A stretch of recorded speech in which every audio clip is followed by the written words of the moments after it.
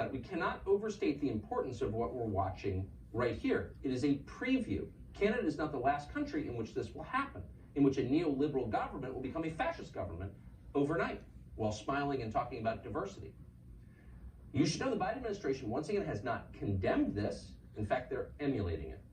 The White House is currently, right now, preparing to release an executive order on cryptocurrency that could come as soon as next week. According to Yahoo, the plan is for the federal government to, quote, come up with a government-wide strategy to regulate digital assets.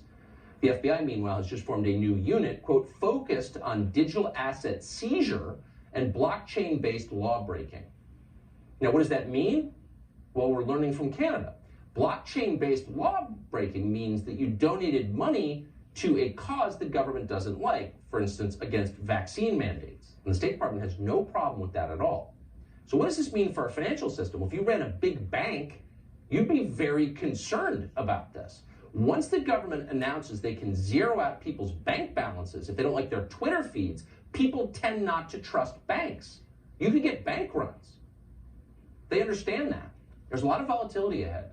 This is a scary moment. Marty Bent is the founder of Tales from the Crypto, a Bitcoin podcast. He joins us tonight to explain. Marty, thanks so much for coming on. I don't think I've ever seen anything like this, and it's easy to play the tape of people getting run over by horses, but the idea they could just seize your digital currency strikes me as a very big deal. Well, first of all, thanks for having me on, Tucker. But yes, they can only seize your digital currency, your Bitcoin, if you're holding it on an exchange, like you mentioned. It's much harder for them to seize it if you're in control of your Bitcoin by holding your own private keys, which is the beauty and the importance of Bitcoin as a monetary revolution. It allows you to actually control your money. It is a digital bearer instrument. It is digital cash. So as long as people are taking control of their own private keys, it's significantly harder to stop the spread of Bitcoin and prevent people from sending transactions. So that's, without getting too technical here, and thank you for saying that, so the promise of cryptocurrency is still in place, that you can operate transactionally without government oversight. How complicated is it not to use an exchange but to hold the keys for yourself? Could the average person do something like that? Yeah, it's very easy. I mean, there's plenty of mobile apps that you can go download, whether it be Blue Wallet, Green Wallet. You can find those in your iOS stores or Android apps. These are open source wallets that anybody can download and easily create private keys, send their Bitcoin from an exchange directly to a wallet.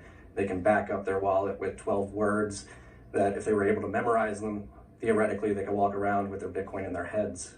So it's very simple to access the software that enables you to take control of your Bitcoin and actually custody it yourself.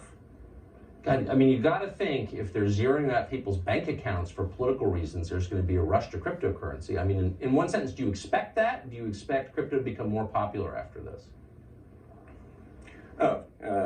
I think certainly we've seen the actions by the Canadian government wake people up, like, oh, if they can do this to our bank accounts for protesting about civil liberties, like how far will they go to stop us from transacting using the traditional system? And so I think over the last few weeks, people are really beginning to recognize the beauty of Bitcoin and the utility it provides as a distributed network that nobody can control. As long as you're controlling your own Bitcoin and you have those words written down secured, you have the freedom to control your money. Which is, it turns out, the core freedom. Marty Bent, thanks so much for that explanation. Good to see you. Good to see you too, Tucker. Thank you.